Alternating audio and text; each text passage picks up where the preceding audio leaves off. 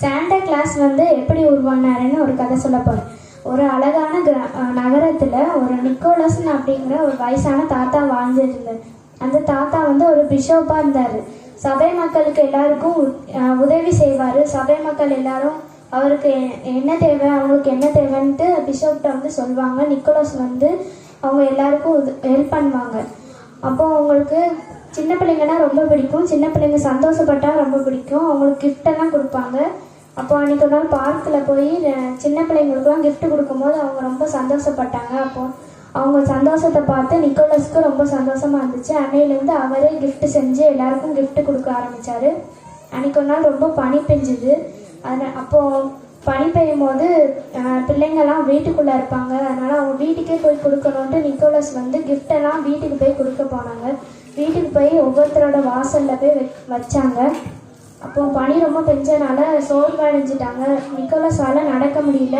அதனால் வீட்டுக்கு போய் 12 மான்கள் இருக்கிற ஒரு வண்டியை எடுத்துகிட்டு அதை ஓட்டி அதில் கிஃப்ட்ஸ் எல்லாம் மற்ற சின்ன பிள்ளைங்களுக்கு கொடுக்க ஆரம்பித்தாங்க.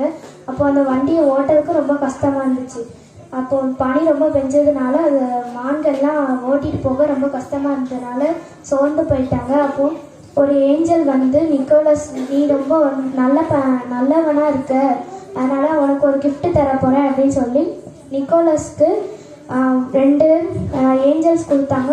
உங்கள் 2 பேரும் உனக்கு கிஃப்ட் செய்யறதுக்கு உதவி பண்ணுவாங்க அப்படின்னு சொல்லி 2 ஏஞ்சல்ஸ் கொடுத்தாங்க.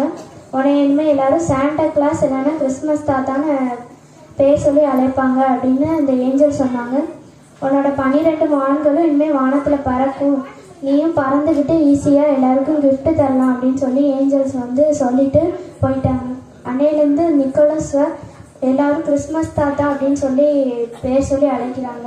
கிறிஸ்மஸ் தாத்தா மாதிரி எல்லோரும் ட்ரெஸ் பண்ணி எல்லா ஏழை மக்களுக்கும் உதவி பண்ணுறாங்க. அதே மாதிரி நீங்களும் எல்லா ஏழை மக்களுக்கும் கிறிஸ்மஸ் அன்னைக்கு, பண்டிகை அன்னைக்கு, மற்ற நாள் எல்லா நாளும் உங்களுக்கு முடிஞ்ச அளவுக்கு ஏழை மக்களுக்கு, வயதானவங்களுக்கு, சின்ன பிள்ளைங்களுக்கு ஹெல்ப் பண்ணுங்க, கிஃப்ட்ஸை கொடுங்க. நன்றி.